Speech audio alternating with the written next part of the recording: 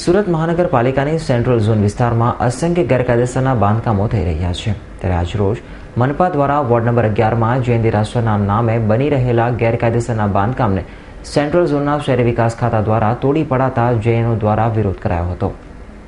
સુરત મહાનગરપાલિકાની central zone વિસ્તારમાં અસંખ્ય ગેરકાયદેસરના બાંધકામો ધમધમી રહ્યા છે અને તેને બાંધકામો સામે વારંવાર અધિકારીઓ લાલ આંખ પણ કરી રહ્યા છે. પરંતુ આર્કિટેક્ટોના મેળાપીપળામાં આ ગેરકાયદેસર બાંધકામો થઈ જતા હોય છે, પરંતુ અધિકારીઓને આ અંગે માહિતી અપાતી નથી અને આખરે અધિકારીઓને જાણ થાય છે તો અધિકારીઓ ત્યાં જઈ ગેરકાયદેસરના બાંધકામોને દૂર કરી દેતા હોય છે.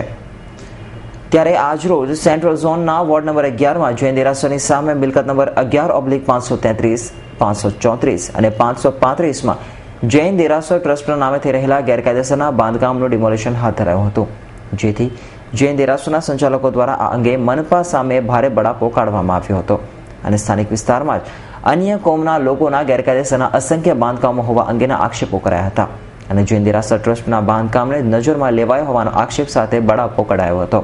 તો આ અંગે સેન્ટ્રલ ઝોનના અધિકારીને પૂછતા તેમણે કહ્યું હતું કે જૈન દેરાસર સામે થયેલા ગેરકાયદેસરના બાંધકામમાં કોઈ પણ જાતનો ટ્રસ્ટનો ઉલ્લેખ કરાયો નથી અને મનપાના શહેરી વિકાસ વિભાગમાંથી પણ મનોજ મારફતિયાના નામના બિલ્ડર દ્વારા ફાઇલ મુકાઈ હોય અને કોઈ પણ જગ્યાએ જૈન દેરાસર ટ્રસ્ટનું નામ ન હોવાનું જણાવ્યું હતું.